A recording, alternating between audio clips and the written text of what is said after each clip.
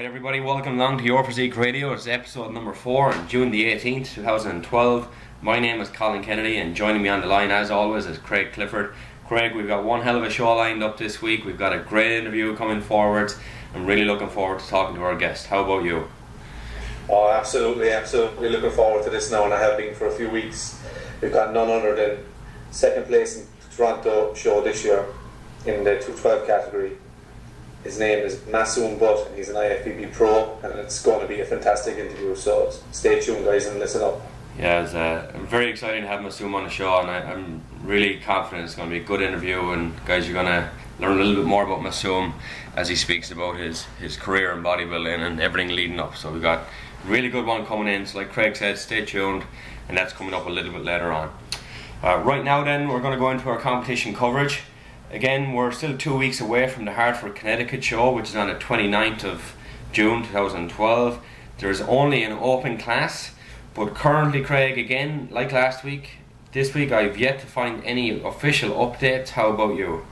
Yeah, I got nothing either. I put up some messages on a few boards and still nothing, so I think everyone out there knows as much as we are. The only people who probably do know are the people who are going to come into this competition. So this time next week, it'll be a week out, so we'll definitely have a list this time next week, guys. Yeah, I have to say that I think it's very poor on the athletes' part that they don't let the promoters know, and then in turn the promoters can't let the fans know, and the fans can't organise if they want to go and travel to the shows. And in terms of seats and ticket sales and promotion, you can't put Jay Cutler on your poster if he doesn't tell you he's going to be there until the week beforehand.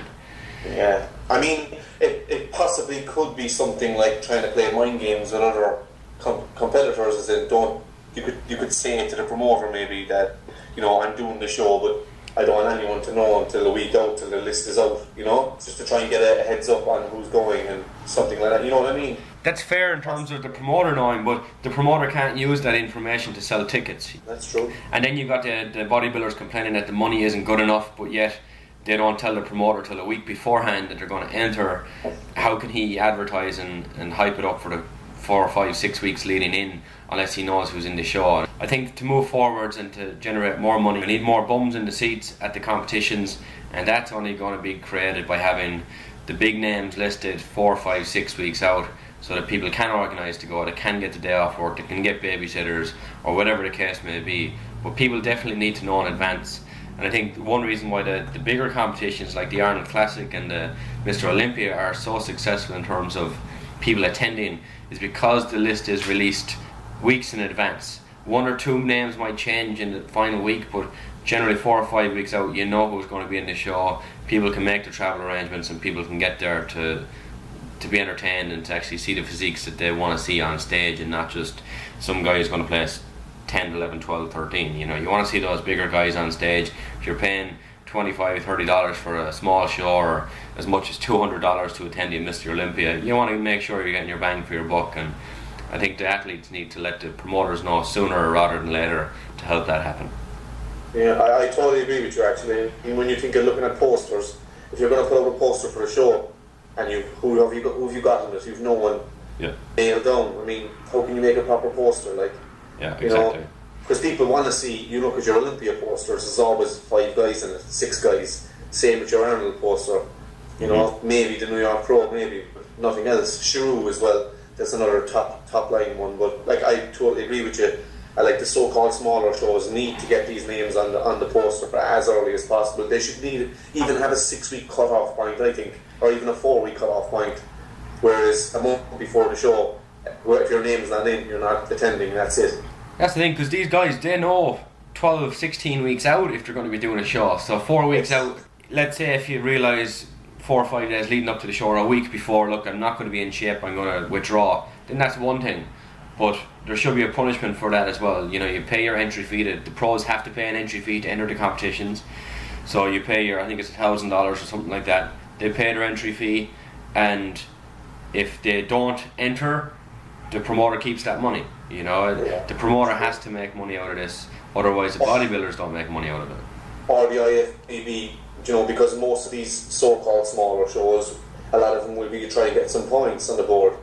maybe take 2 points off them, take 4 points off them, something along them lines, you know? Yeah, absolutely, yeah, because the points you mightn't get there because you missed out on the show, because for whatever reason, you know? Yeah, I know, like, you've got to take into account now, maybe if you tore your tricep or whatever, you know, that's fair enough for legitimate reasons, but I mean, if you just didn't get in shape and you wanted to do the show, I mean, Fred, that's tough shit. At that professional level, you should be getting in shape on the day. That's the end of it, like.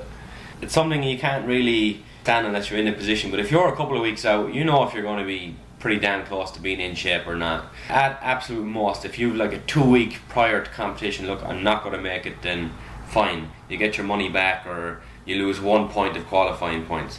But if you wait any later than that, you're screwing the promoter, you're screwing the fans, you definitely need to get some punishment. So if you take away 2 or 3 points from him, or if he hasn't got points, take away his entry fee money, the $1,000, or a combination of both, maybe $500 and 2 points. Points maybe from the next show he does. So if he comes second, he's like down -3 points. So if he comes second and he gets 4 points, he's really only getting 1.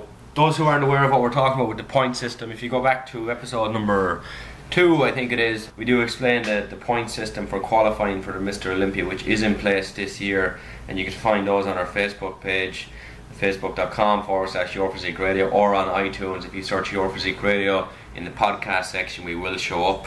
So do go back and listen, and you'll be fully aware and informed as to what we're actually talking about right now. So Craig, that's hard for Connecticut. There's nothing happening, but something did happen over the weekend back home there in Ireland. We had the 29th NABA World Championships in Dublin. There was quite a big Irish contingent in the show.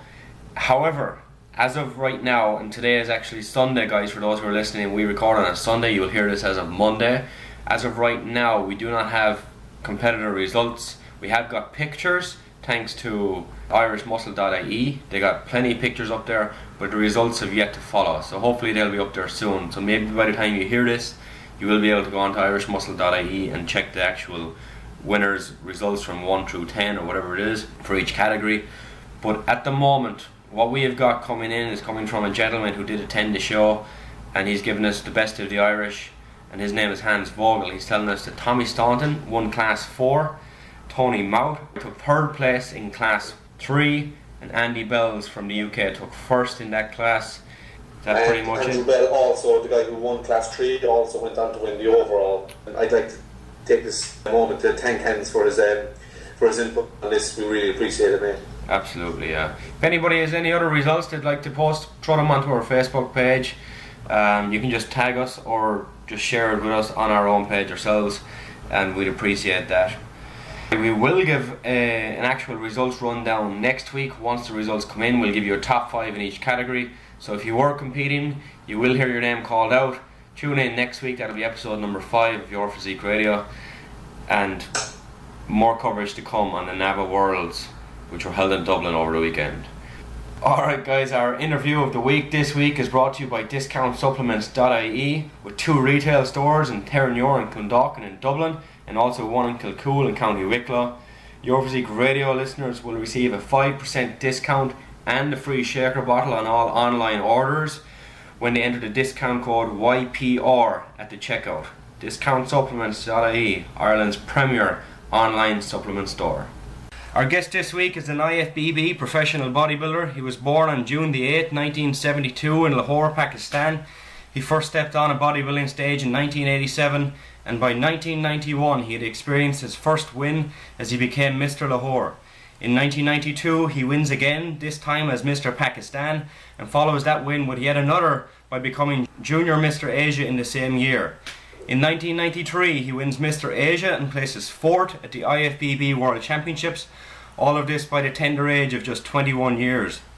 From 1995 to 2003 he quits bodybuilding and does not compete due to the politics of the Pakistan Bodybuilding Federation, and was faced with a lifetime ban. In 2003 and 2004 he is back training, but yet again steps away from bodybuilding for a few more years. But in 2007 he makes his return to the stage and competes in NABA UK events and takes home no less than 5 overall titles. In 2009 he moves to Ireland and is now training at Extreme Gym in Derry, owned by Derek Lynch, Derek was instrumental in our guest's next stage appearance as he gave him a full sponsorship ride to compete in the 2012 Toronto Pro Show, in which he took a controversial second place, with many people, including us here on Your Physique Radio, believing he should have been awarded first, hands down, but it was not to be. Masoom Butt, welcome to Your Physique Radio. Thank you, Physique Radio, for having me. It's a pleasure, Masoom. Masoom, let's go back to the very start here. How did you get involved in lifting weights and bodybuilding? It's the same old story, I think, but I think I have to repeat it because I was skinny, and I'm from Kashmiri family, and Kashmiri people supposed to be big and fat. So if you look into the Pakistani power sports, you will always find somebody with last name Butt. Yep. In powerlifting, in weightlifting, in bodybuilding, all power sports, we are leading the show. So, my father actually asked me to start doing something, wrestling, but I do not like wrestling because we have mud wrestling in Pakistan. Okay. So, you don't want to go there. Yeah. So I went there a couple of times, but I didn't like it. I said no. And then there was a karate gym. I went karate gym for a few weeks, and I started getting more skinnier because there was lots of cardio work involved in karate classes. So my father said, "What are you doing? You getting more skinnier? So I need you to put some weight on." And then say, "Okay, what I do now?" And then, me and my cousin Kamran, we started going to gym. But, I was skinny. Okay, I was skinny. He was skinny too at that age. But the thing is, I was very, very muscular skinny, I remember when I used to take my stance in karate class and I have no shirt on. So everybody looked at me and they say, "Do you weight train? How come you have so many muscles in your body?" I don't know. They're just there. Masoom, you said a lot of people who are successful in power sports have the surname Butt. What's that all about? How is that? Is it a very common name, or how does it come around? Power sports require to eat a lot, and we are famous for it.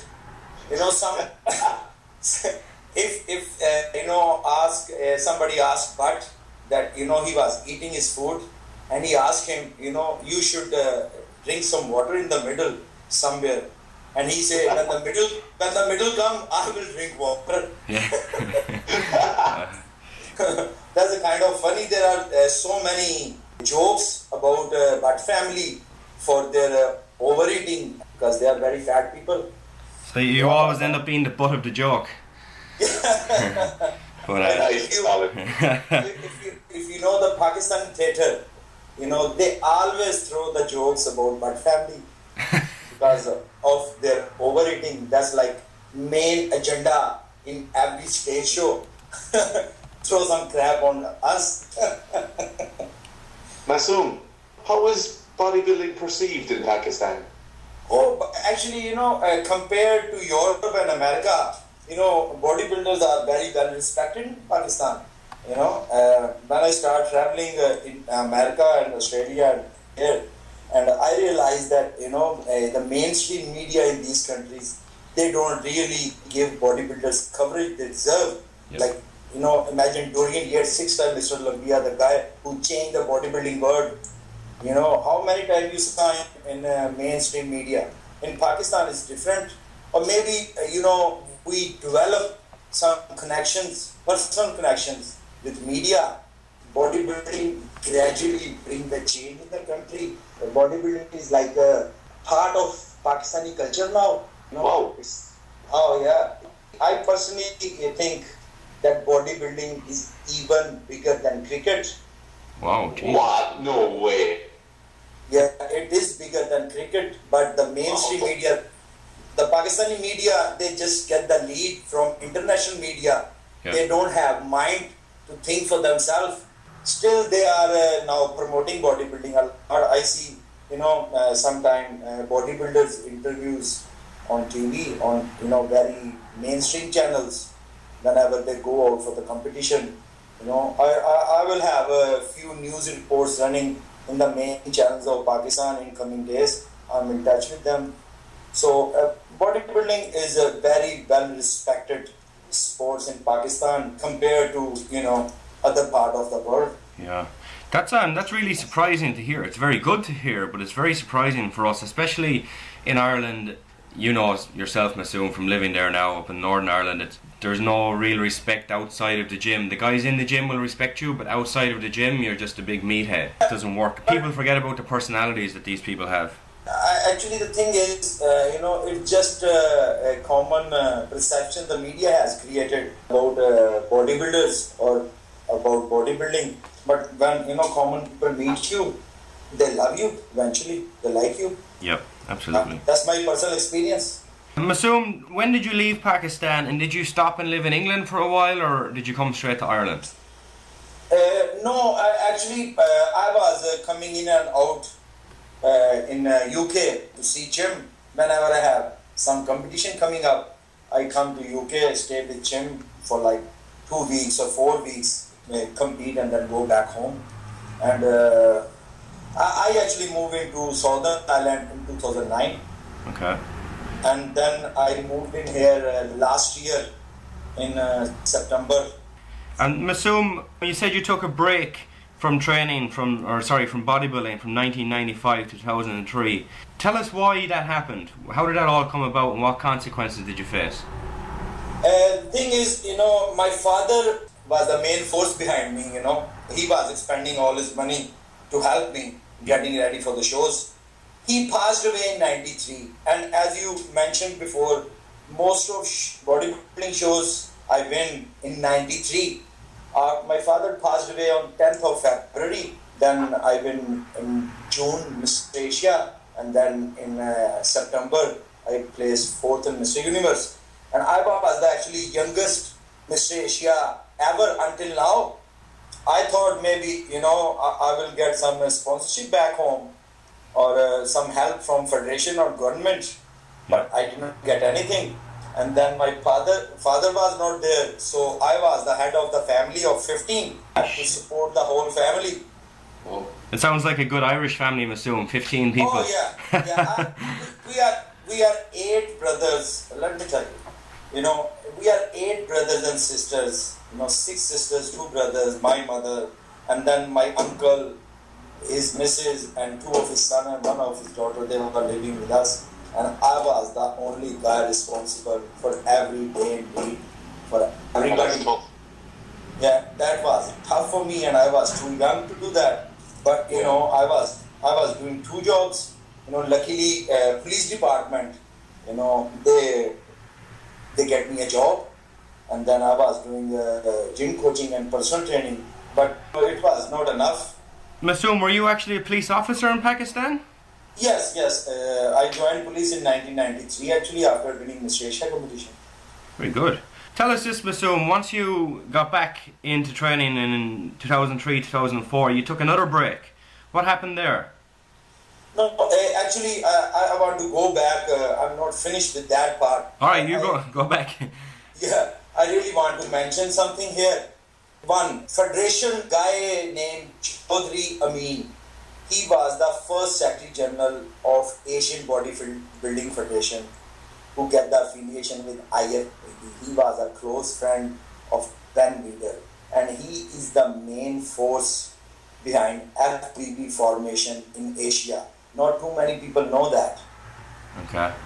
He passed away. He was helping me, and he was in control. And the Asian Secretary General Palchua, he did not dare do anything to me while Chaudhry Amin was there. But once Chaudhry Amin was passed away, he clearly tell the Pakistan Bodybuilding Federation, I don't want this guy competing in any of Asian show, because this is not a blame. It's become truth now. I'm saying this from last more than 15 years that Palchua is selling medals, and now he's kicked out of IFBB because of same charges after 15 years, and he's doing it from last 15 years. I really give salute to our President Rafael Santoja for kicking him out and cleaning our sports. I really give this guy a big credit. If it was not for Raphael, I would not be here competing in any show. Believe me. Like you said, that's a lot of politics. That's something that should absolutely not happen in any sport. And to see some bad decisions being made, like 2 or 3 weeks ago when you took second place, I thought that was a bad decision. But to think that in the Pakistani or in the Asian bodybuilding that people are literally buying their medals, that's a scary thought. Oh yeah, and one of his right hand man of Palchua, he's in prison in Hong Kong because of he get the money from local guys who win Asian golds, and he say you have to pay me because I have to pay Palchua. It's open secret now. I think this guy Milos, I don't know if I can pronounce his name right. He's a IFBB pro bodybuilder. And Milos Sarasev. Yeah, sorry I can't pronounce his name. Sorry Milos. You are a good guy, I love you, but sorry I can't pronounce your name. Okay. He was the first one actually who mentioned Palchua corruption, and everybody was just getting on his nerves. But he was right. I was right, but nobody was listening to me. Finally it happened, You cannot fool all the people all the time. Okay, Masoom, sponsorship, how did that come about? And I believe you were sponsored by Derek Lynch. How did you meet up with Derek Lynch and how did that come about? While I was living in Southern Ireland, I have made friends with a couple here. Their name is Mikey and Leanne. She wanted to compete in a Northern Ireland show, and she wanted my help, and I started helping her. And Derek know that I was helping her. She actually came second in Northern Ireland show, and he made some incredible progress. And that's how Derek knows me. When I came in Delhi, I went to Derek's gym just to check it out, because I was looking a place to live close to the gym. And Derek was there. I never knew Derek. I never saw him in person. And he knew me from my pictures, and he came to me, and he was very humble guy, and he said, Masoom, what are you planning? I say, I don't know, I can't plan anything because until I got some sponsorship. And he said, don't worry about anything, whatever is in your mind. I heard you got a pro card, and whatever is in your mind, go for it. I am behind you 100%. And I want to say this here. He was doing this just for the love of the sports, He don't want anything in return. That's why I respect him the most, because he is giving sports back. He's not just a guy who's running gym to make money. He is the guy who really want to help out. That makes him unique. Yeah. People like that don't come around too often. Oh, believe me, not often. Not often. So you've got Derek Lynch in your corner, Masoom, and you've got Ian Chambers. Tell us about Ian Chambers, how you met him and how has he helped you along the way. That's what I love about sports or bodybuilding. You get the chance to go around and meet new people and make wonderful friends like Ian Chambers or Derek Lynch or Chris Cito. If it was not for bodybuilding, I would be sitting back home and maybe doing some business, selling rice. So, and I competed in Germany, and I competed after end of 2003, after 7 years of layoff. I was standing at the backstage and I was looking at the guy and I said, oh boy, the sports has progressed so much in last 7 years. I think I should drop the towel. I'm not up to the task. And I literally decide that I will not pursue bodybuilding as a career that day. And I met Ian Chambers later night in the party. And he actually says, you have a great physique, aesthetic lines. What are you doing? How you train? What you eat? And I have zero clue about diet. Mm-hmm. Zero. And he said, why don't you come down? What are you telling me? It does not making any sense to me. why don't you come down to UK in Cumbria and stay with me for a couple of weeks, and I will show you know how to diet. And I actually, he was maybe joking, and I just got there. Hello, Ian. I'm here. I'm here. Ask for it, You better think what you wish for. You just might get it. Come true. And I was there, and I stayed with him like 3 weeks, and he told me about carbs, how you measure carbs, you ate everything before you eat, and I think this guy is joking, You just keep eating until you get your fill, That's why, frankly speaking, that's how I win Asian Championship. That's how I win Mr. Pakistan. That's how I win 4th place in World Championship with zero knowledge of diet. And he actually put me on, proper diet, fat, protein, carbs. He actually taught me all the basics of nutrition. You can say he taught me ABC of nutrition. And then I went back home and I keep working on that. And then I start studying too, and I start getting smarter and start arguing with him later.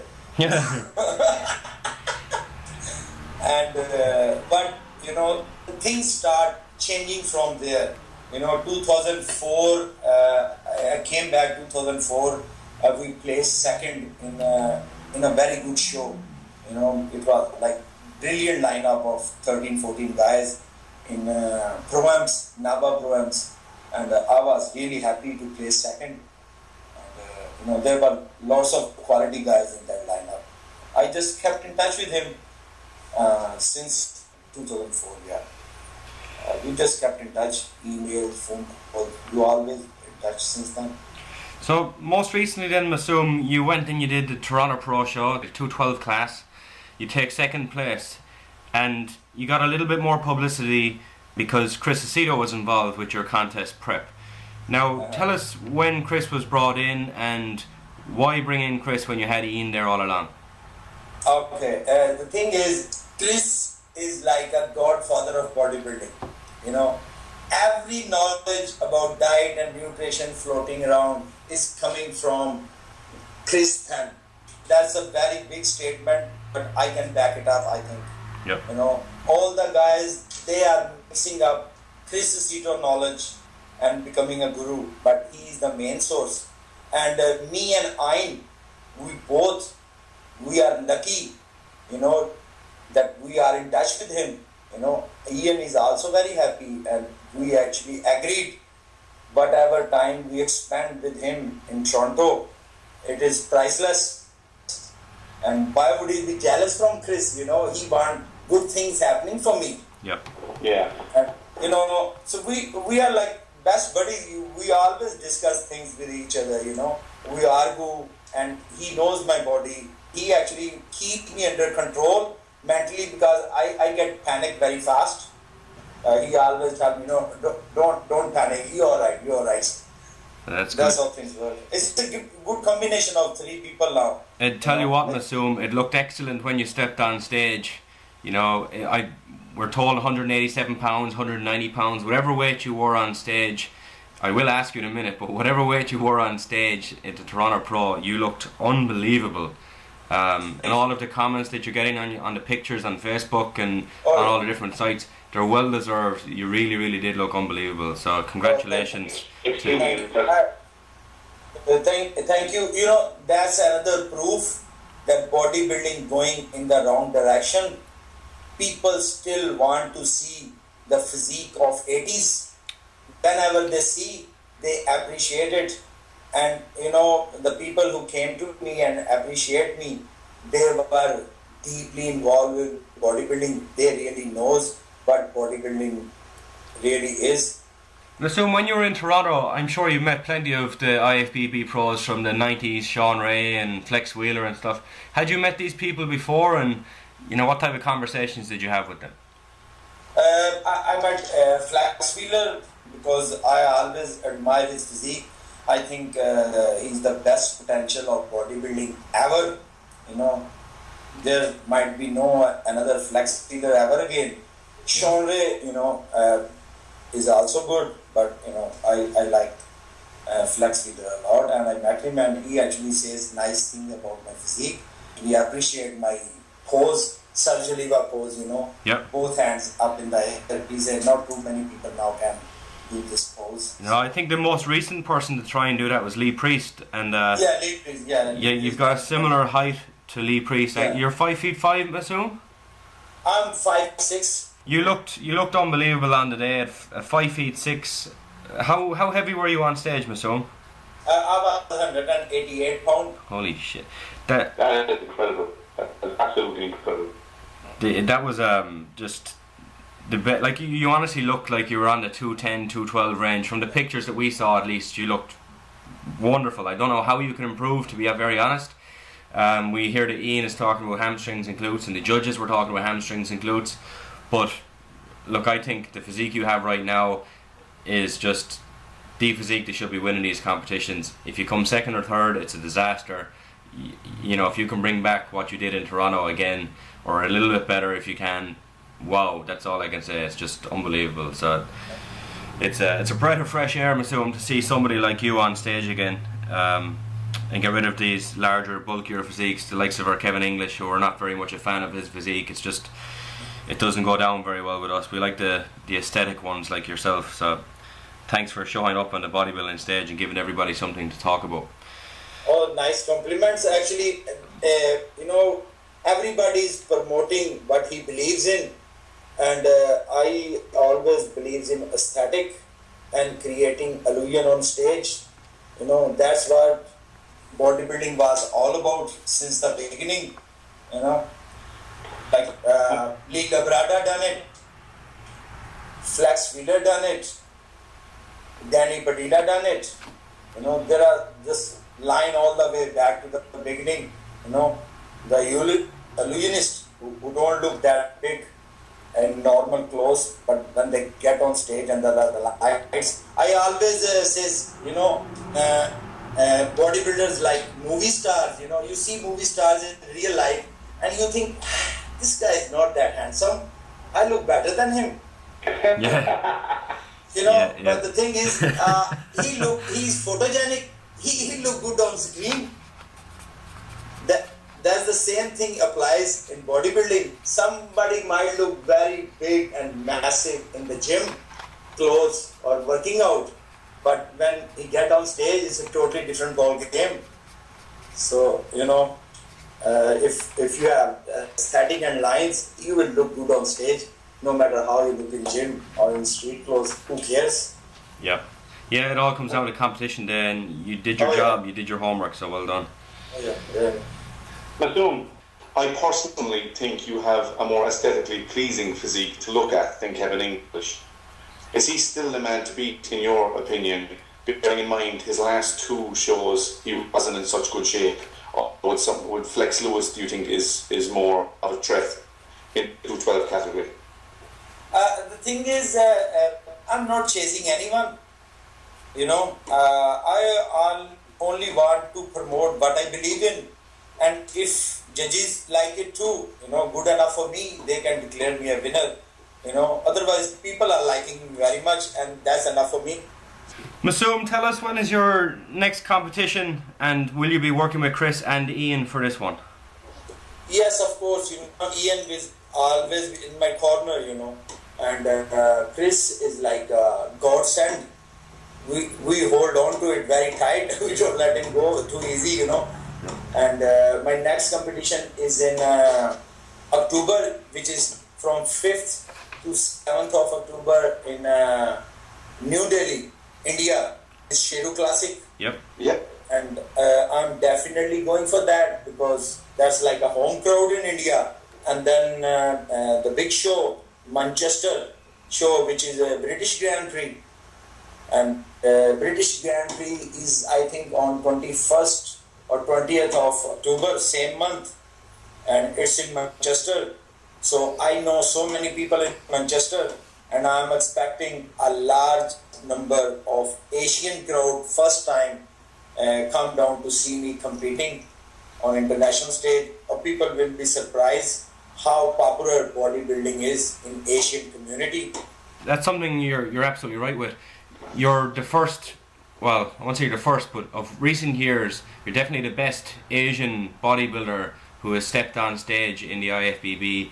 And for any of the promoters out there who are doing any upcoming shows, if they have you on stage, they're not only going to get the normal regular bodybuilding fans, but they're going to encourage a lot of the Asian population to come along, because you're one of their guys, and you know, you're representing them very well, and you're representing the sport of bodybuilding very well. And you know, anyone who's out there listening for somebody who's going to give you a good show, who's going to be in shape, in condition, as a guest poser, or a supplement company or a contract, anything like that, Masoom Butt is absolutely the man I would recommend for you. Actually, I was pretty surprised. I recently was in Birmingham. I went to a few gyms. I met few people, and you know, people.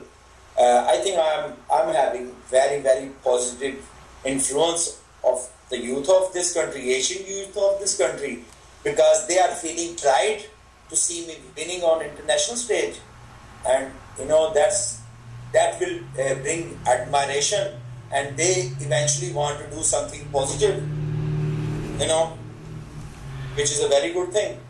Yeah. I'm influencing them.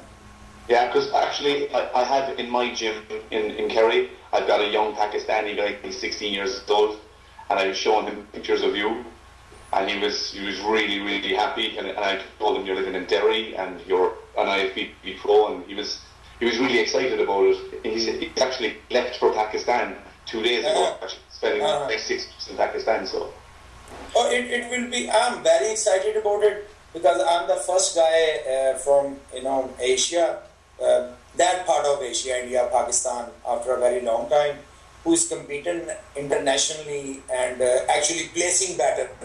You know, competing is not enough. When you place better, and people see potential in you, that you could win in future, then they start showing their interest. And I'm getting great feedback from Asian community in UK, and of course back home from Pakistan. You know, it's very exciting. It's very, very exciting.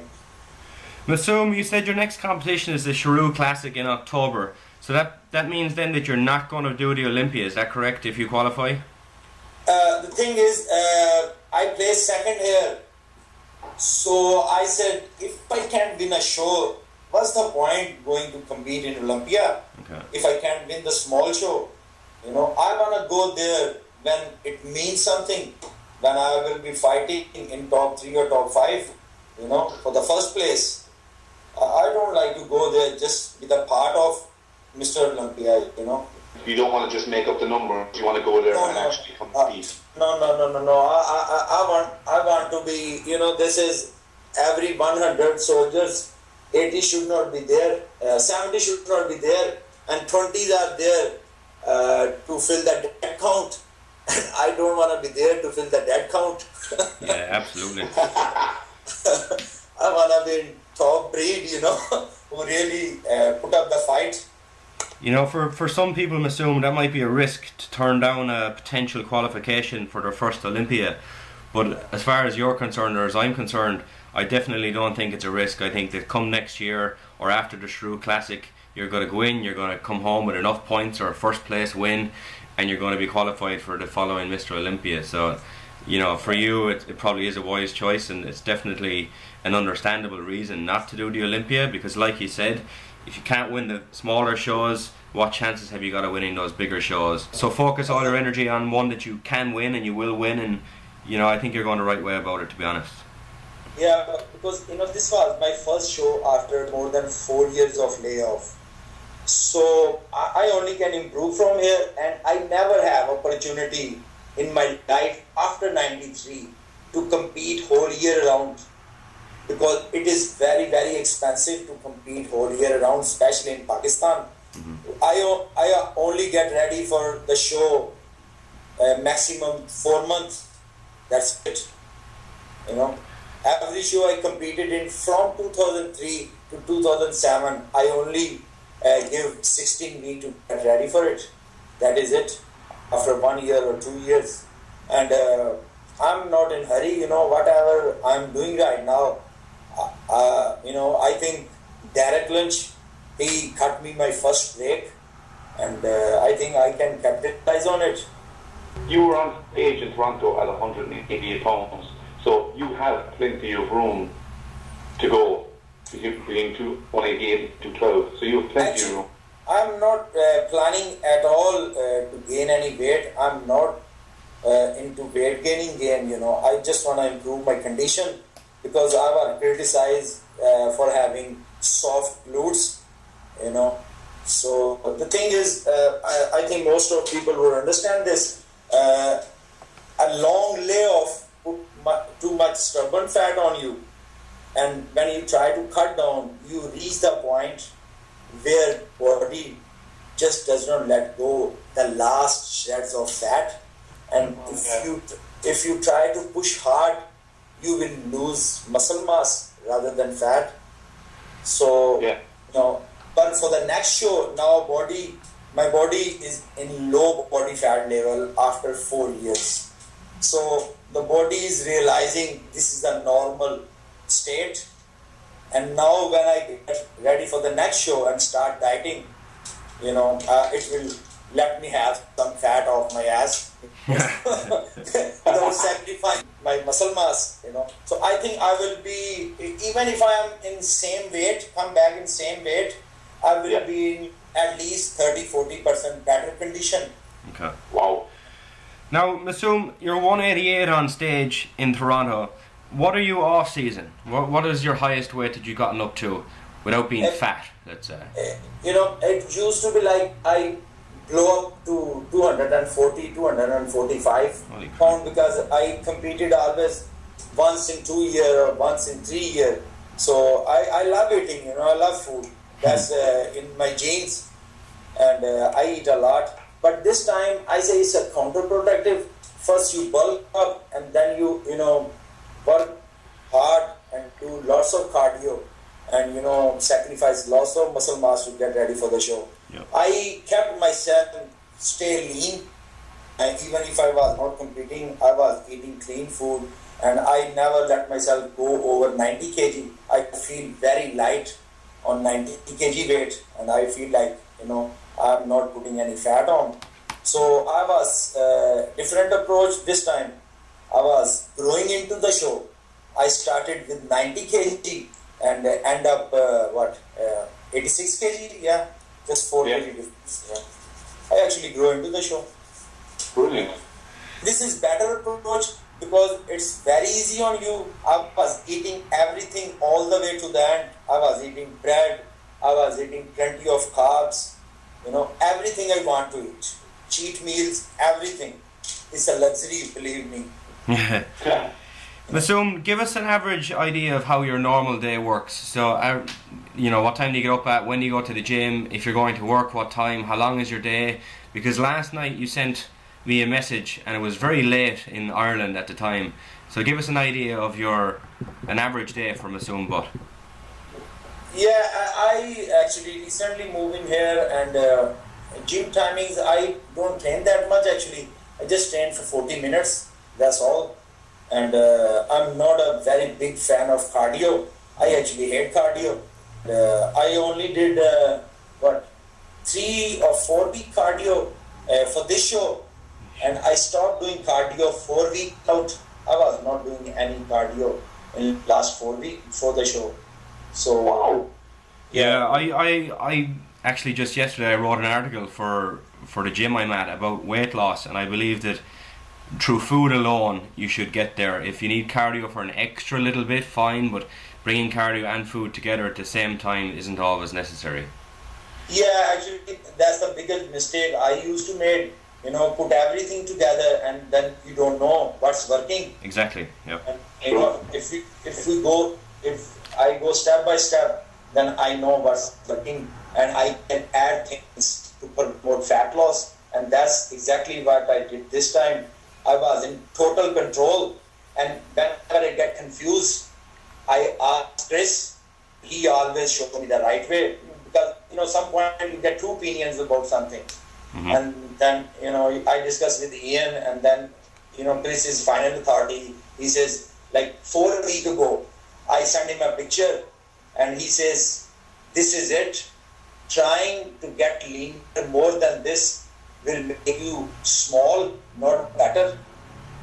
Yep. So cut your cardio out. That was a very crucial point of the prep. Actually, I could have messed it up there, but Physique was there, Chim was there, so I just went through nicely.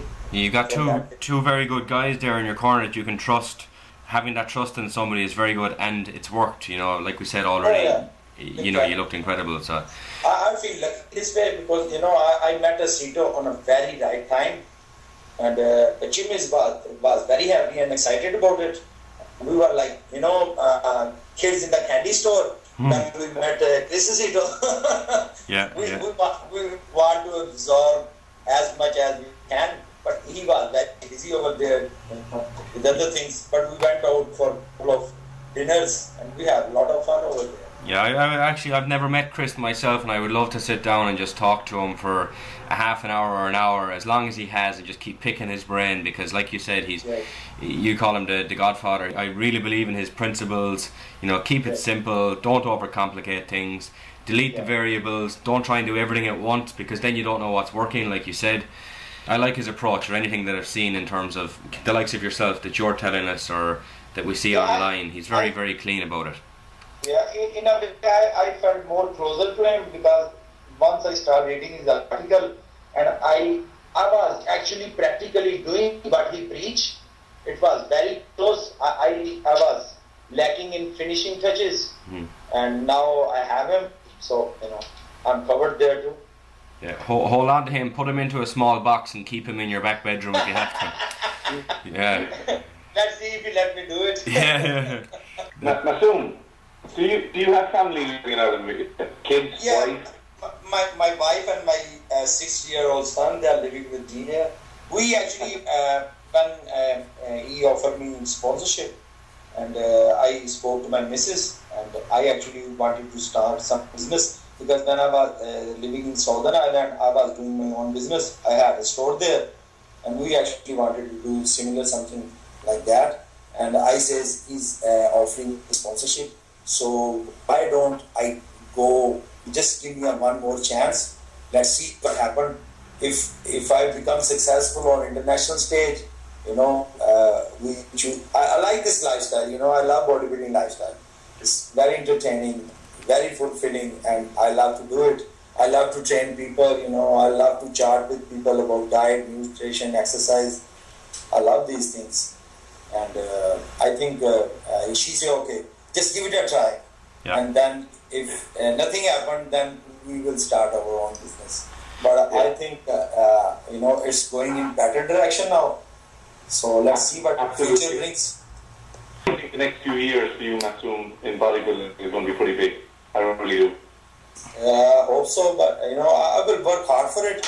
I don't know what will come, but if you do what you did for Toronto, you will absolutely get a fantastic career in the next few years, I think, anyway. Hopefully. Keep finger crossed for me, bro.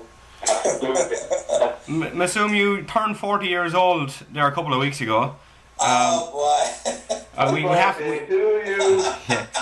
have to bring it up. I don't want to hear that. 40 is probably the oldest IFBB professional to step on stage on the American, apart from the Masters, of course. But you're probably the first 40-year-old to make his debut in America. And bro, the thing is, I hate to be the oldest guy on stage, because I used to be the youngest guy on stage, when I win shows in Asia and world. But now I'm oldest guy on stage. I don't like that. Yeah, well, you don't look like the oldest guy on stage, Masoom. You look great. So just keep doing what you're doing, and your team of Ian, Chris, and then with the support from Derek back in Extreme Gym and Derry, what you're doing is working really well, so congratulations. Actually, when I started prep, I had a few reservations about my age, and I spoke to Ian about it, and then we decided, let's go with it and see what come out under the fat, because 40 is a very dangerous number. Most of people start losing their muscle mass no matter what they do. Mm-hmm. But I think I have very long breaks in bodybuilding, very long breaks. Like in out of 20 years I did bodybuilding for 8 years or 7 years. So I think my body was still fresh and responding very well to the training and diet. So I will keep pushing it as long as it let me. Well, Masoom, you got 4 more months before the Shrew Classic, so best of luck with your competition prep for that. And at the other side, we might get back in touch and we'll see how you're doing. I just want to add, thank everybody back home for wishing me good luck. And my mother, my missus, she was big help cooking all that food, because I can't eat boring food. I eat very spicy food all the way to the end. All the Indian curry, masalas, everything. Yeah. You know. So all the foods you shouldn't be eating, but you're doing something right. So those genetics, those butt genetics are definitely helping you out. No, I eat very spicy food. I eat very. Most of people are actually worried about if you eat spicy or too salty food, you will retain water, which is good thing. You know, water is not fat.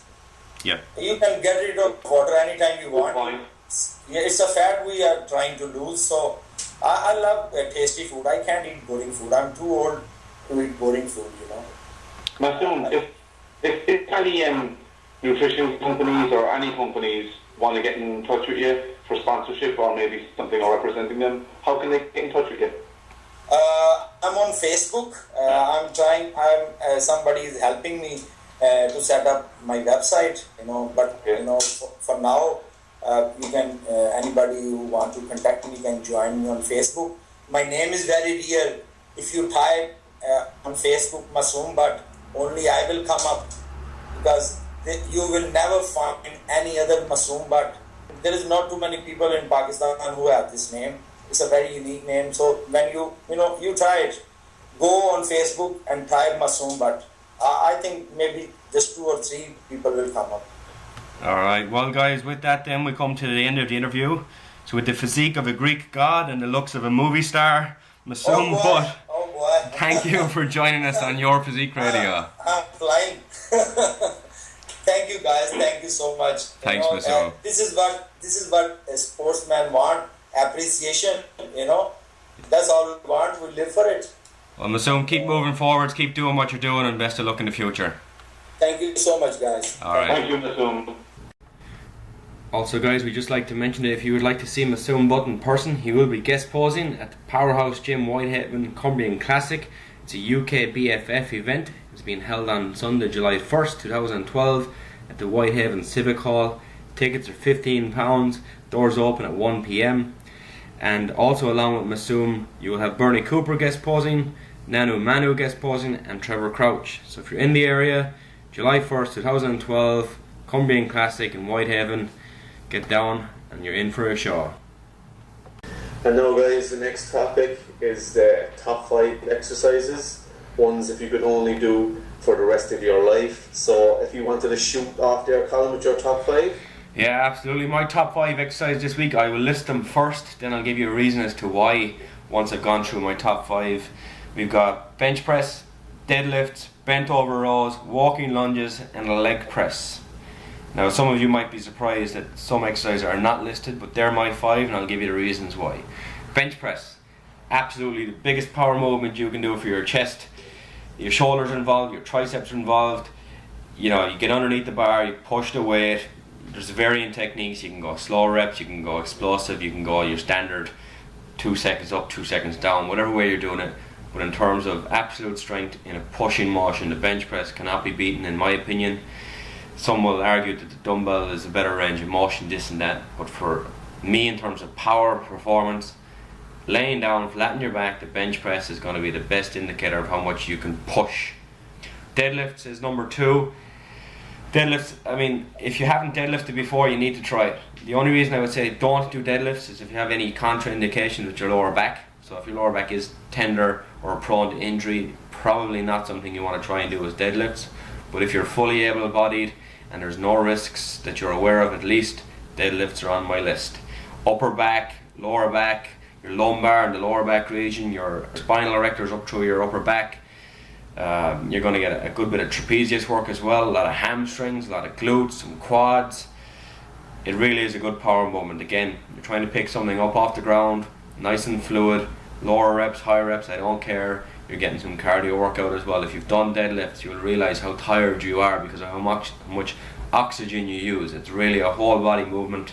The back is the primary, but your legs are absolutely in there as well. So deadlifts are on my list. Bent over rows then are next up. So that's standing. It's either with dumbbells or a barbell. I prefer a barbell most often, as you can shift a little bit more weight, keeping the form nice and strict, of course. And you're going to be standing up, feet apart. You know the rules. Hips flexed. If you're parallel to the floor, that's one way of doing it. If you're a little bit more upright, maybe 45-degree angle, that's another way. Target of attack will range slightly differently depending on the angle of your hip. But really you're looking at your lats, upper, lower, your trapezius, your rhomboids, lower back, so your erector spinae, your spinal erectors up through your upper back again. And of course your biceps are going to be brought into this movement.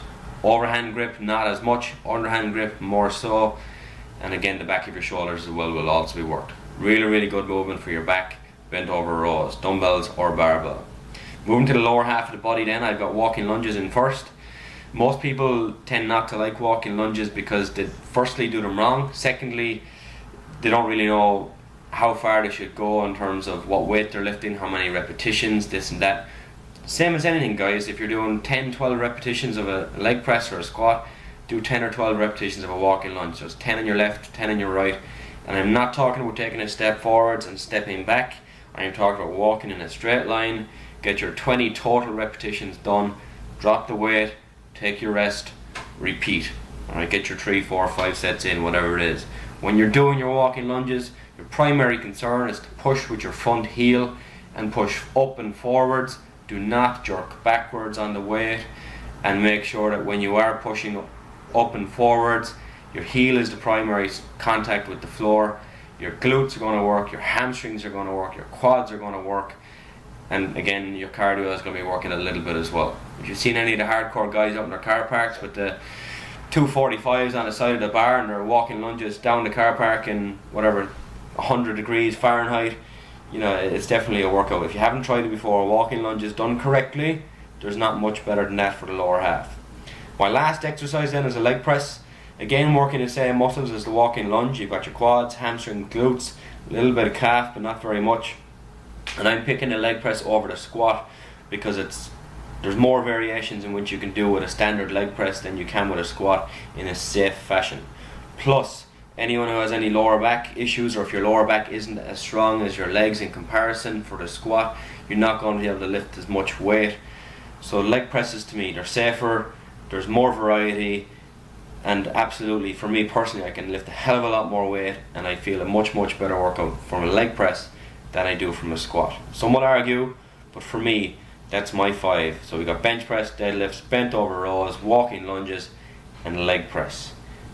I'm sorry guys, just for those who are in, it's either a vertical leg press or it's a 45-degree sled leg press. It's not a straight in and out like you might find a techno gym style. And we're talking hardcore, plates on the sides, no pin stacks, a proper leg press. Craig, how about you? What are your 5 exercises? Well, I'll start off with your own there, Colin. Actually, they're 5 very good exercises, and if you pretty much did them 5 exercises, you'd be all set with a fantastic physique for the rest of your life, let's be honest there, right? Okay, moving on to my own 5. Okay, I'm going to start at number 5, parallel dips. Because of the triceps, the small bit of shoulders, bit of upper chest, I just love weighted dips. Fantastic exercise. I'm going to go number 4. Something different to you again, like chin-ups, and you can do them like overhand, underhand, neutral. So it's a very good exercise, and you'll hit the lats obviously with all the different varieties of a hand grip, rhomboids. You hit your biceps with an underhanded grip. You know, it's a good balanced exercise. All of my exercises actually are compound, so they're all multiple joint exercises. Bench press is in at number 3. I'm not going to go through that again. Exact same reasons as Colin said.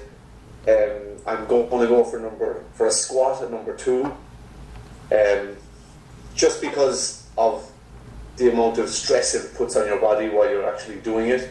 Now, Colin did mention having to do it right. If you can't do a good squat, I probably wouldn't do it at all. But if you can do a good squat, you know, you can practice like a safety squat. It can be done with the bench in between your legs. So bringing your butt backwards, not allowing your knees to pass out your toes and keeping your heels firmly on the ground. Lower the bar down, just barely touch it off the bench and up you go again.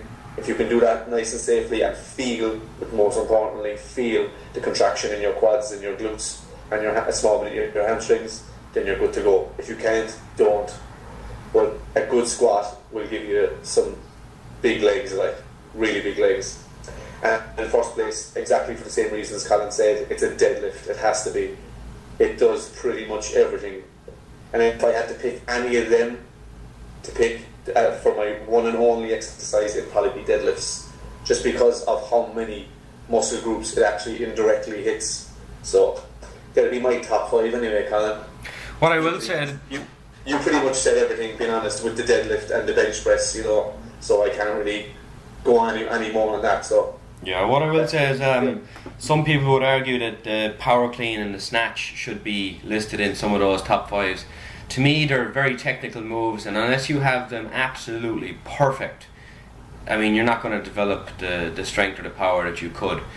Plus, the power clean, the snatch, it's more of a performance strength that you're going to develop.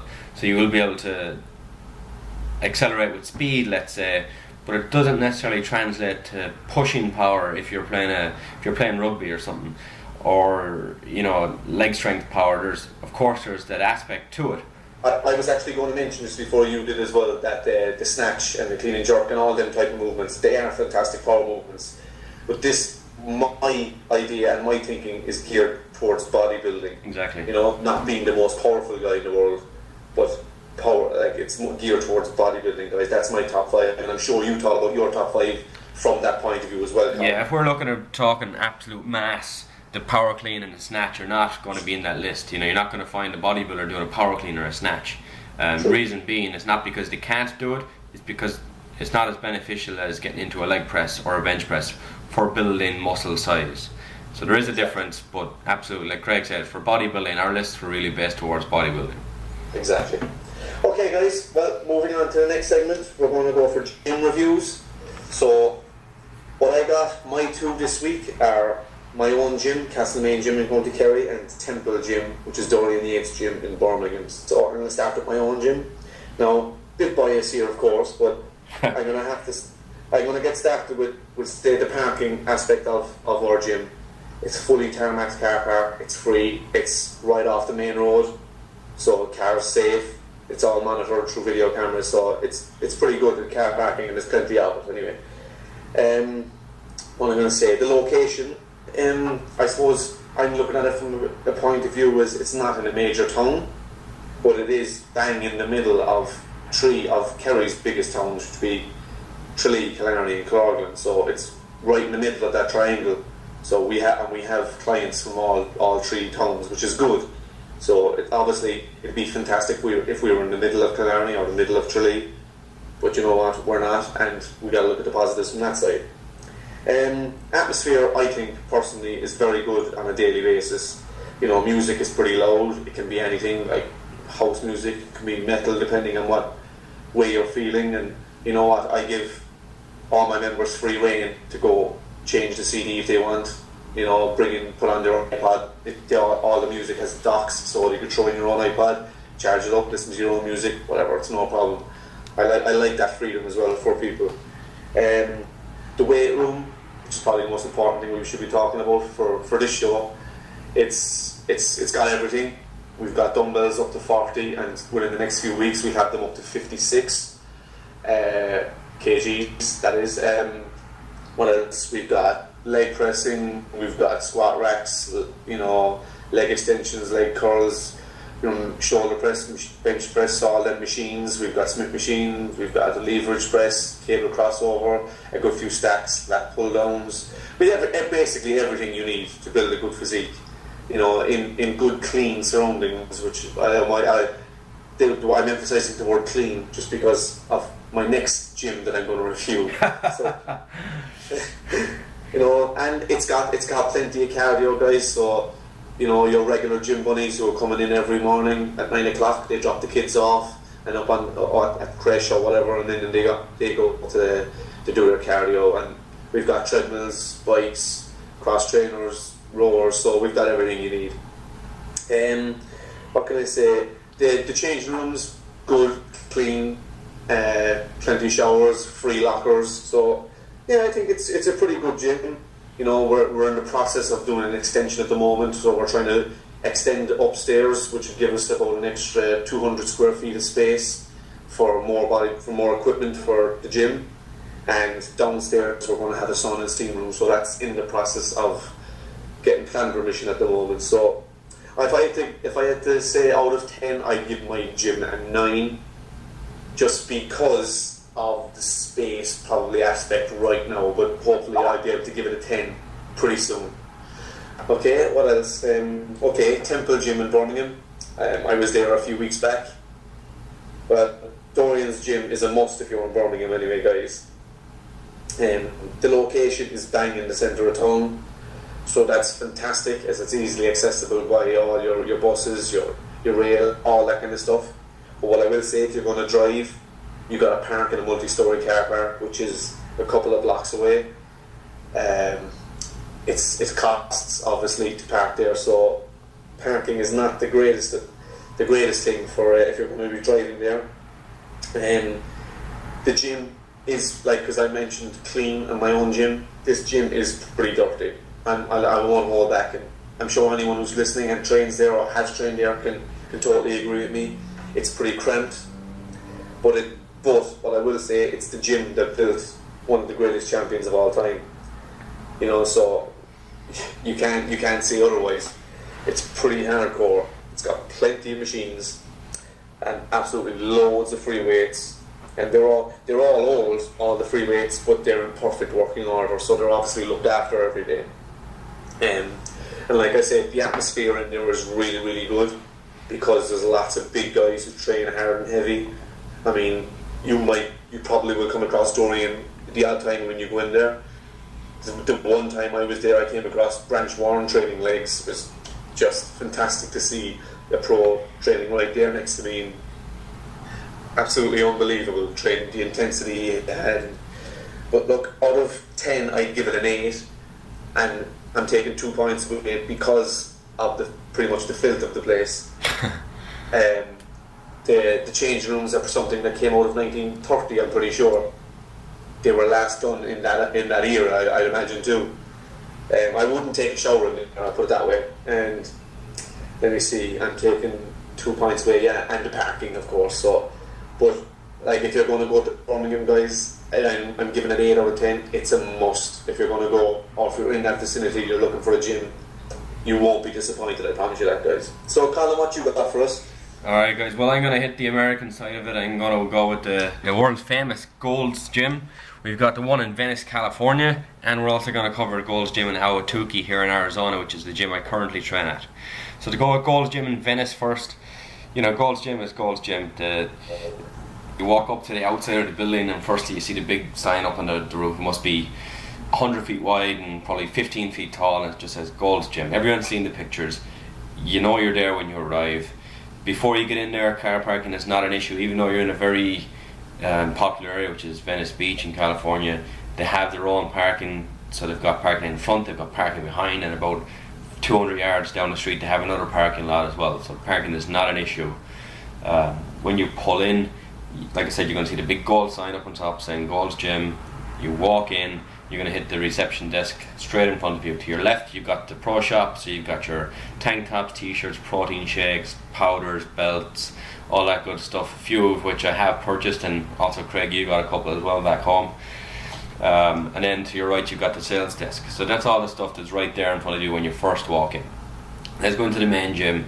You got 3 different rooms. The first room, as you walk in straight away, is packed with machines from Icarian to Body Solid to Life Fitness to Free Motion, and it's mostly machines in terms of machine weights for the most part. There are a couple of squat racks down along the back right hand side, and then we've got dumbbells going from 5 to 200 pounds down the left hand side.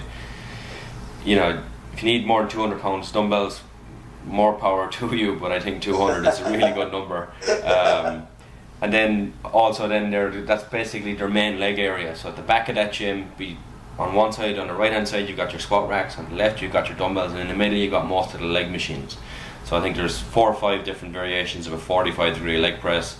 There's 2 or 3 different hack squats. They've got all of the calf raise machines, donkey calf, seated, standing. And up above then, right up above all this leg area, there's a mezzanine floor, which you will see if you've ever watched any videos. Over there's 5 exercise bikes, so you can look down over the weight room while you're doing your cardio. So that's room number 1. Room number 2 then, you walk in to the left hand side and it's all machines again and some cable crossovers. So there's no cardio in here. There's a lot of ab machines, a lot of leg machines again, plate loaded machines, and like I said, a couple of cable crossovers. Up above that then, there's a second area to that. Up above that there's a stretching area, so it's just mats, Swiss balls, exercise balls, medicine balls, that type of stuff. And then you go more to your left again and you're into room number 3. So all these rooms are deliberately, they were built separately and they just opened up the walls between. So we're into the last room now. This is the main room, let's say. You walk in initially on the left hand side, you're going to reach another round of dumbbells, so again going from 5 pounds up to 200s. You've got probably 10 benches fixed from decline to flat to incline to utility benches all along the mirror. And to your right again you've got all your bench press, so inclines, declines, split machines. There's a variation there. Behind this again, moving back in the room, you've got more machines, so more leg presses. All the hammer strength stuff is in here, so your chest, your rows, your pull downs, your dips, all the hammer strength stuff is there. And behind that again is where all the main cardio is. So your cross trainers, your ellipticals, rowing machines, bikes, treadmills, step mills, they're all back there. They also have an exercise studio to the left, and above that exercise studio on the second floor they've got a posing room. So it's specifically just for competitors. You go in, it's probably 10 by 10. There's mirrors on every single wall. There's mirrors on the roof at 45-degree angles. So no matter where you're standing, you can see your back, your chest, your side, anywhere. So you don't need somebody to take a picture of your back for you to see your back.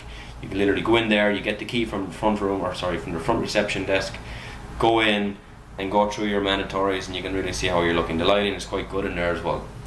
They also have an outdoor area. The outdoor area to me is just there to be there. It really serves no purpose.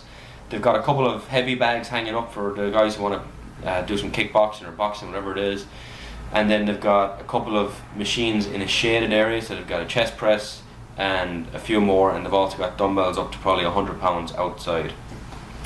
Other than that, there's probably 1,000 square feet of just empty space. This is outside, so you're definitely in the heat. It's in California, so if you're in the midsummer, it's going to be in the low 30 degrees Celsius, probably low to mid 90s Fahrenheit.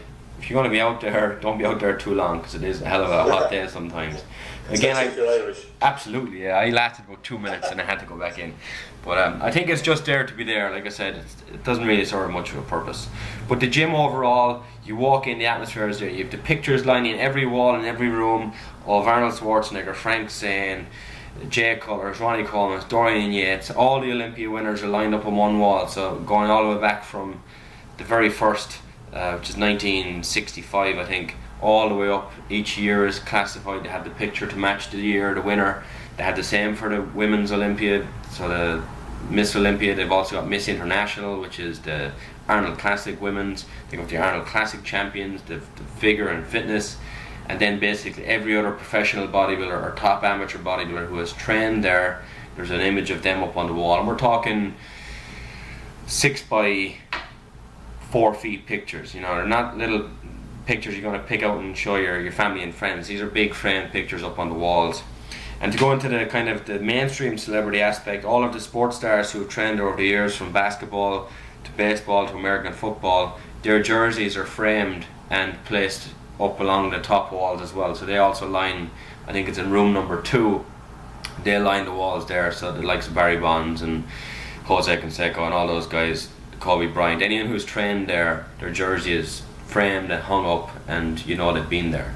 If that doesn't get you going, Colin, oh man, or anybody listening to this, if you can go there and have a crap workout, there's something wrong with you. Yeah, you walk in there, the energy is just through the roof. Like, I could talk about this place all day long. I trained there for 11 weeks in a row. I trained there for 4 weeks following that, and I've been back there probably 6 or 7 times since, and every time I go back, you know, you see somebody new. So you're going to walk in, you're going to see Charles Glass there all the time because he's a regular trainer. So those who don't know, he trains a lot of the professional bodybuilders, or has over the time.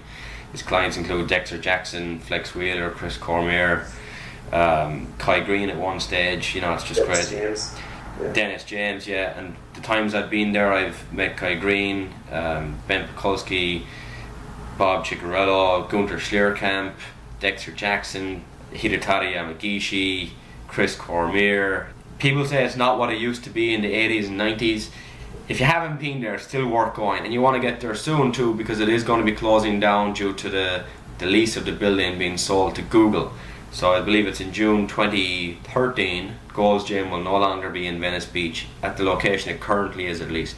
I gotta get my skates on. Absolutely, you have to. If you haven't been there, get there. It's still one hell of a place to go in and train. All the memorabilia on the walls, all the pictures from the glory days of bodybuilding, let's say the 70s and 80s, up to the 90s, and now we're in the noughties. It's just, you know, it's absolutely worth going. A day pass is $20, or if you're in town for a week, it's $20, right? So make the most of it. It's really worth being there. I believe if you're joining on a monthly basis, it's probably $35 a month, which, to be fair, on American standards is probably in the mid-range. It's not expensive, it's not cheap. So $35 a month will get you a membership at Gold's Gym in Venice, give or take a few. So absolutely unbelievable place to go. The range of equipment, there's probably 10 of everything. So if you want to go and train biceps just on machines, you could go and train biceps 2 days in a row and never use the same machine twice. It's absolutely worth a visit. So that's Gold's Gym, Venice Beach. It's pretty clean. It's busy, the atmosphere is great, car parking, I've never had an issue. Out of 10, look, Gold's Gym is Gold's Gym. You can't give a gym 10 unless you give Gold's Gym 10 to match. So, 10 out of 10, Gold's Gym, Venice Beach. Second up 10 is Gold's Gym in Ahwatukee here in Arizona. It's the gym I currently train at. This will be much quicker as there's less to it. Car parking is not an issue. Again, big Gold's Gym outside, you know you're there when you arrive. You walk in, reception to your left. Everything beyond that is weights and cardio. So you've got 2 or 3 lines of cardio, probably 70 or 80 pieces of equipment, everything you want. Again, there's probably 4 or 5 variations of everything. They've got their hammer strength range, like carrying, body solid, life fitness, dumbbells up to 160, I believe, from 2.5, and squat racks, Smith machines, anything you could want is in here. Really enjoy this gym. It's older, there hasn't been a new piece of equipment put in probably 10 years, but believe me, everything in there is smooth, it works. 99% of the people who arrive are there to train. Nobody's there just to look good, nobody's there to hang out, everyone's there to do their job and get in and get out and go home. There's a crash, sauna, steam room, that type of stuff, but the gym itself, I'll give it 9 out of 10. They've done everything great, and the best thing, Craig, $9.95 a month for membership. Alright, now there's no buy-in fee. That's, if I want to cancel tomorrow, I cancel tomorrow. $9.95 a month. You absolutely cannot find any better than that. You're talking 40,000 square feet of equipment, 24 hours a day, might I add. You know, I just couldn't ask for much more. Unless it was Gold's Gym in Venice, I can't ask for anything better than that. So they're my 2. If you haven't been to them, if you're in the area, absolutely go and see them. Gold's Gym Ahwatukee, Gold's Gym Venice. They're my 2 gyms for this week. Guys, if there's anyone out there who would like us to have a review of your gym, if we've been there, or if we get there sometime in the future, let us know, and be aware that unless it's up to scratch, we're going to make sure that our listeners are aware it's not up to scratch, so we won't hold it back. If it's a 1 out of 10 gym, we're going to let the people know. Craig, we've been in a couple of 1 out of 10 gyms in our time. We won't mention them just yet, but they will come up in later due to the lack of facilities, the potential, but nothing was taken forwards, the staffing, just the total atmosphere or lack of atmosphere. You know, 1 out of 10 in a gym, it's just not good enough. That's true. Actually, and I will add one more thing to Castlemaine Gym. Yep. It's the supplements part. I forgot to mention it, guys, that we have a wide range of supplements, and any type or any make of supplement you want. If we don't have it in stock, it'll be there within 24 hours of you asking, so just to let everyone know.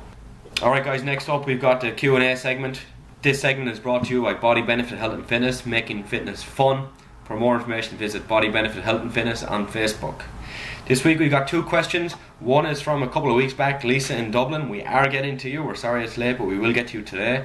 And we also have a question coming from an Irishman who's moved to Melbourne. Paul has sent in a question to us, and we'll get to that as well. So Craig, if you want to read out Lisa's question and take a stab at the answer.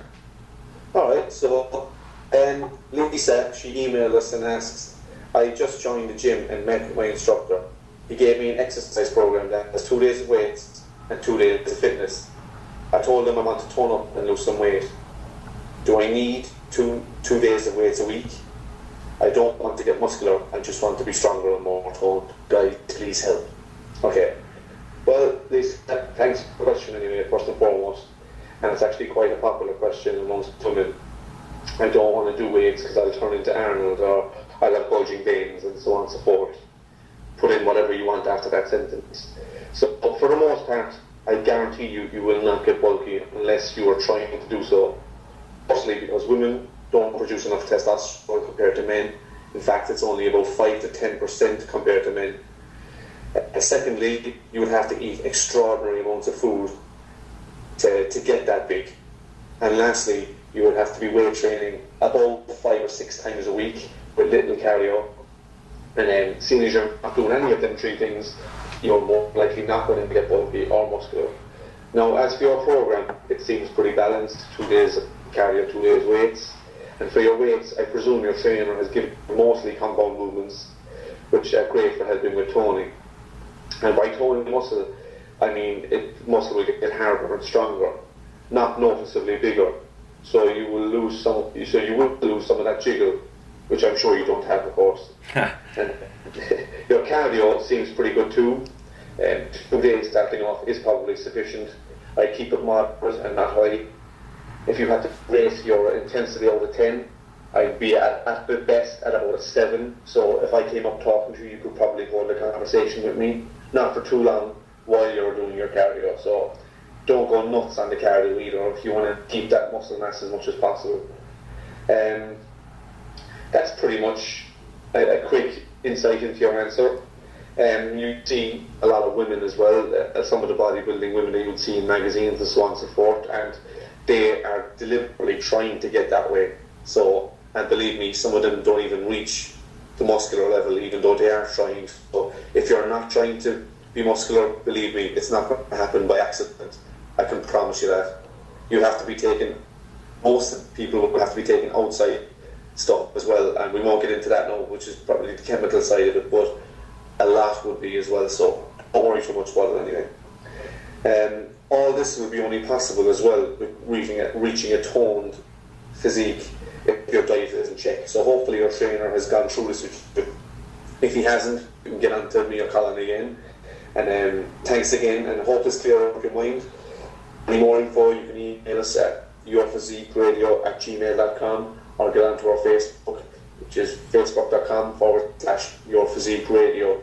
And that's for any questions, or Lisa, if you want to get more in depth about your question, please feel free to do so. Okay, Colin, do you want to lead this into Paul's question? Yeah, so Paul in Melbourne got on to us and he goes, "Hi Colin, I just moved to Melbourne from Galway and I'm looking for a good gym. I know that you said you lived here. Can you recommend a good gym in Melbourne? I'm living in St Kilda." Well, Paul, to be honest, I'm not surprised you're living in St Kilda, because I think every Irish person that goes over to Melbourne ends up there. It's it's a very popular spot. There's good nightlife, and it's not too far away from downtown Melbourne. One thing you might notice, or listeners in Australia will notice, is that a lot of gyms in Australia, well, definitely in Melbourne anyway, are franchised. So you've got the YMCA, you've got Fitness First. They'll own most of the larger gyms that are there. The smaller independent gyms tend not to do so well. There are a few, but there's definitely more franchise gyms or chain gyms in Melbourne. Being the YMCA is actually one that I did work at or work for while I was in Australia. There are 2 very, very good ones in the Docklands in Melbourne. So they're literally, 600-700 yards apart. One's in one building complex, the other one's in another building complex or an office complex. You're probably talking 35,000-40,000 square feet in both, up to date, modern. I wouldn't say they're heavy and hardcore, but they definitely have everything that you need. They will have all the machines you want. It just might not have the clientele that you want. Fitness First then is kind of the fancier version, although their gyms tend not to be actually as nice as the two I just mentioned. They're definitely more common, or they're more popular, let's say, with the younger crowd. So again, it's not heavy and hardcore. To be honest, I didn't get to any heavy and hardcore ones myself, but the best one you can get in Melbourne has to be Doherty's 24/7 gyms. There's 3 of them, I think, in the Melbourne area. There's one downtown next to the train station, and then there's 2 a little bit further. One's in Dandenong and the other one is Brunswick. They're the gyms you want to be going to if you want to be lifting hard and heavy. Unfortunately, pal, St Kilda to the nearest one, unless you're working in the city, it's a bit of a trek. To the next one, it's even further and further and further. But if you want to train hard and heavy, they're the gyms I would recommend. Doherty's 24/7. He is actually the promoter of the Australian Pro Show, so he has all of his bodybuilders and powerlifters training in his gyms. The gym I personally trained at was in St Kilda. This might be one that you could get onto yourself. It was on the borderline, let's say, of St Kilda and Prahran. It was called Chapel Fitness. Now, the name would suggest exactly what it is. It's a fitness centre inside an old chapel, right? It doesn't sound very appealing, but you know, you walk in and you forget you're in a church, except for the stained glass windows up the top.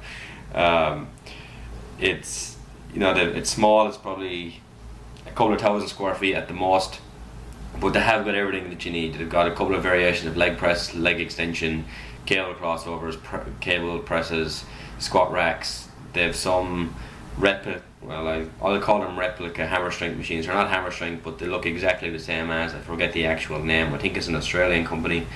And the owner seems like a good guy. They've got 2 or 3 different exercise studios as well. One is geared towards MMA, the other one is geared towards kickboxing, and the last one then is just your standard aerobic studio.